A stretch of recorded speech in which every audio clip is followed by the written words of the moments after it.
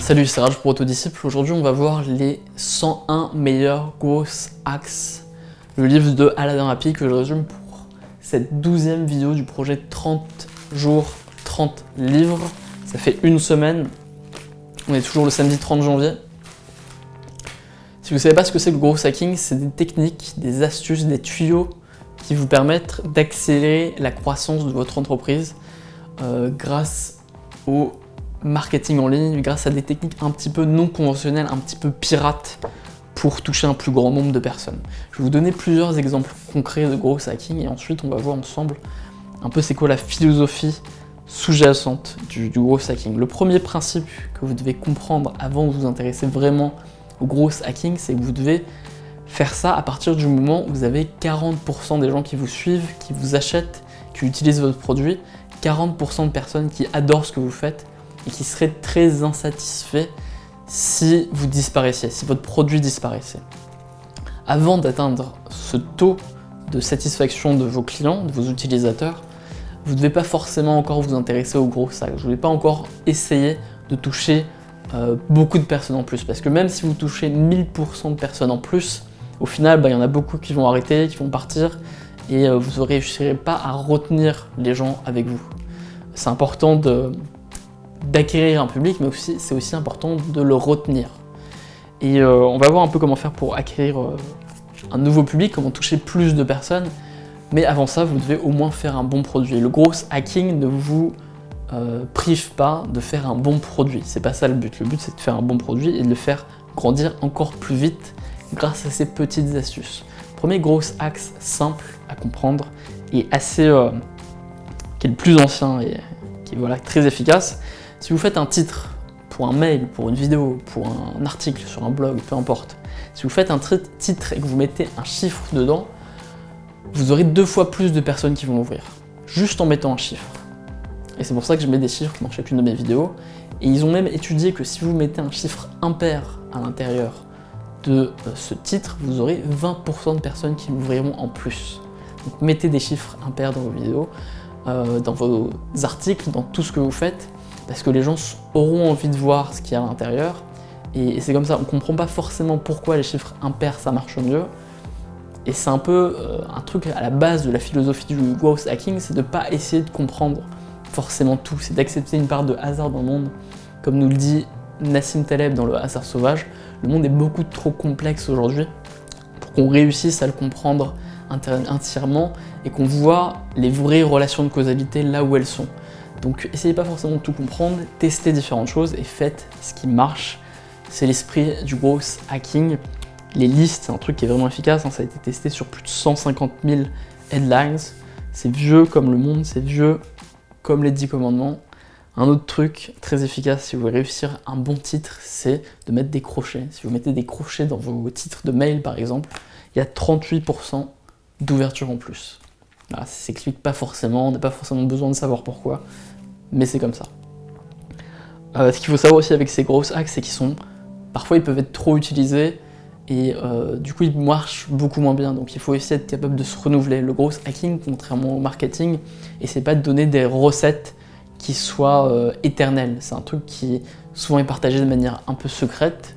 C'est un peu ce qu'a fait Aladdin Happy parce qu'il partageait ses conseils de growth hack dans sa newsletter de manière secrète et c'est comme ça qu'il l'a fait grandir. En fait, Aladdin Happy, c'est quelqu'un qui a... C'est un surnom, mais il a inventé cette newsletter à laquelle moi je suis inscrit, qui est une newsletter à laquelle on arrive seulement sur invitation. Et donc quand on arrive dans cette newsletter, effectivement, chaque personne peut inviter 5 autres amis pour accéder à davantage de mails. Et de cette manière, il a réussi à créer un phénomène viral avec sa newsletter et toucher des dizaines de milliers de personnes avec ses conseils de growth hacking. En donnant un peu ce sentiment que ce qu'il partageait avec les autres, c'était un petit peu secret, c'était un petit peu privé. Et de cette manière-là, il a réussi à créer l'intérêt, créer le mystère par rapport à cette newsletter. On va peut-être en parler après. Je vais parler rapidement d'un growth hack vraiment classique, qui est celui de Airbnb, dont on parle souvent dans le monde du growth hacking. Airbnb, quand ils se sont lancés, ils ont growth hacké, ils ont fait un hack avec le site Craigslist. Craigslist, c'est l'équivalent du Le Bon Coin américain. Donc Airbnb, c'est un site qui permet aux gens de louer leur appartement à des inconnus. Et ce qu'ils ont fait, c'est qu'ils ont permis à chaque personne qui postait une annonce sur Airbnb.com de poster, en appuyant simplement sur un bouton, de poster une annonce sur Craigslist directement. C'est comme si là, dans ma vidéo, dès que vous faisiez un commentaire, ça se postait automatiquement sur Le Bon Coin. Donc de cette manière-là, en postant plein d'annonces automatiquement sur Craigslist et en poussant les gens de Craigslist à venir ensuite sur le site de Airbnb, ils ont fait un gros hack et ils ont eu beaucoup plus de clients, beaucoup plus de public, simplement par cette petite technique que leur codeur, que leur développeur avait fait. Et cette technique illustre bien l'esprit du gros hacker qui ne cherche pas à savoir ce qui est autorisé, ce qui est moral, parce que Craigslist n'était pas du tout d'accord avec ça, et c'est pas du tout prévu par Craigslist que plein de gens postent automatiquement sur leur site. Mais ils ont réussi à le faire, ça a amené beaucoup de gens chez eux, personne n'y avait pensé avant, et de cette manière-là, ils ont eu une masse critique de clients nécessaire pour lancer leur site. Et l'erreur à ne pas faire, c'est d'essayer de refaire la même chose, parce que évidemment, une fois que ça a été fait, les gens se sont protégés contre ça. Ce qu'il faut, c'est avoir cet état d'esprit innovant, tester des choses risquées, et voir par soi-même si ça marche ou si ça ne marche pas.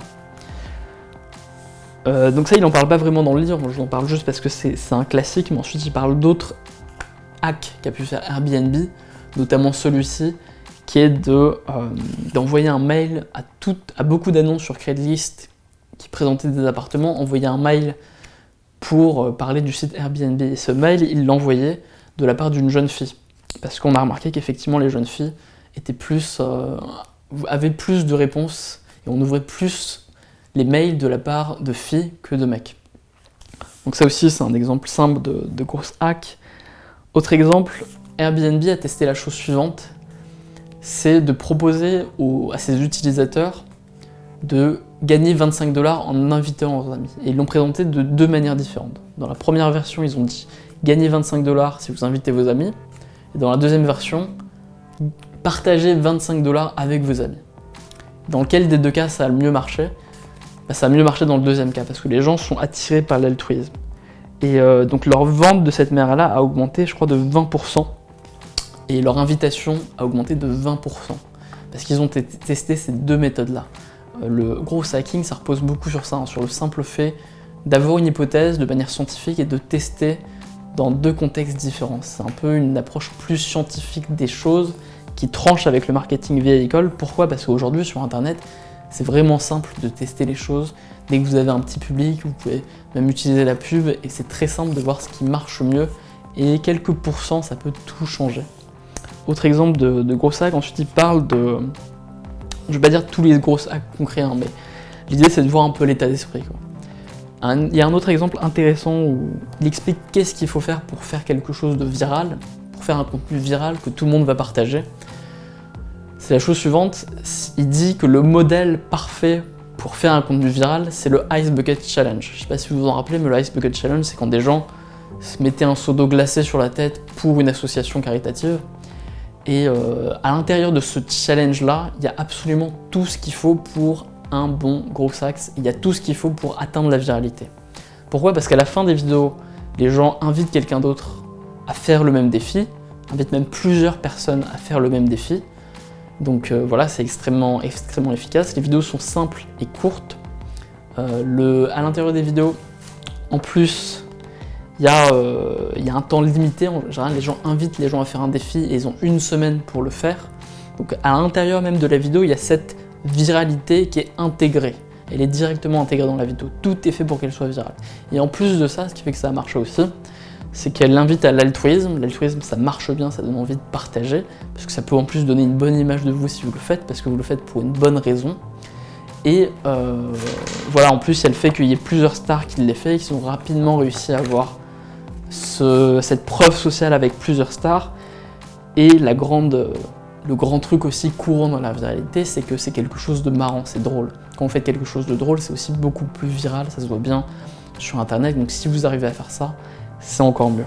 Donc voilà pour les conseils principaux, essentiels du livre Top 101 Growth Hacks de Aladdin Happy. Voilà, après je vous le conseille si c'est un truc qui vous intéresse. Au final, c'est un peu les mêmes conseils que vous avez dans sa newsletter. Voilà, je peux vous envoyer le lien si ça vous dit. Très intéressant.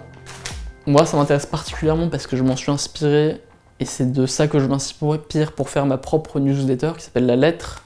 C'est-à-dire que dans cette newsletter de Aladdin Happy, il y a plein de conseils très concrets, très simples, très pratiques que les gens reçoivent régulièrement et qui sont originaux en plus. Donc moi, j'essaye de faire la même chose dans mon domaine, qui est le développement personnel. Donc là, vous pouvez vous inscrire. Je testerai différentes méthodes ensuite pour atteindre la viralité. Pour l'instant, je me concentre sur le projet 30 jours, 30 livres. Je prends un peu d'avance, je vais essayer de finir en 2 semaines, comme ça je vais passer à un projet en fait 60 livres en 30 jours. Donc voilà. Autre conseil intéressant de Aladdin Happy, c'est qui en fait vient du blog de Neil Patel, c'est le suivant.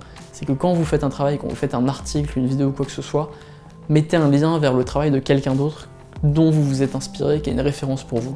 Pourquoi ? Parce que si vous faites ça, peut-être que la personne va ensuite aussi mettre un lien vers votre travail et que comme ça, si vous faites ça à chaque vidéo, vous aurez une centaine de liens vers d'autres personnes, peut-être plus ou moins influentes, et qu'il y en aura bien une qui va partager votre travail. Et voilà, vous serez beaucoup plus capable de toucher un grand nombre de personnes et en plus vous dites quelles sont vos sources véritablement. Voilà, moi par exemple mes sources, je vais le faire et je vais le faire de plus en plus dans ma vidéo, je vais vous partager mes sources. Si ça vous intéresse vraiment ce sujet du growth hacking, moi je vous conseille de regarder en français la vidéo de Julien Lecoupanec qui va apparaître là, qui reprend un peu les bases du growth hacking, qui va plus loin sur, voilà, sur ce que c'est que vraiment, si jamais certaines choses que j'ai dit vous ont pas paru claires, moi je suis pas le spécialiste du sujet, j'applique encore, j'essaie un peu de me mettre dans cet état d'esprit encore, mais vous pouvez regarder cette vidéo si ça vous intéresse. Et voilà, passez une bonne journée, abonnez-vous à Autodisciple, on essaye d'atteindre 100 000 abonnés en 1 an, c'est l'objectif. Et on se retrouve très bientôt pour le prochain résumé de livre, qui est le résumé du Cygne noir, qui est extrêmement intéressant. Gros livre, mais qui vaut le coup. Et passez une très bonne journée. C'était Ratch pour Autodisciple.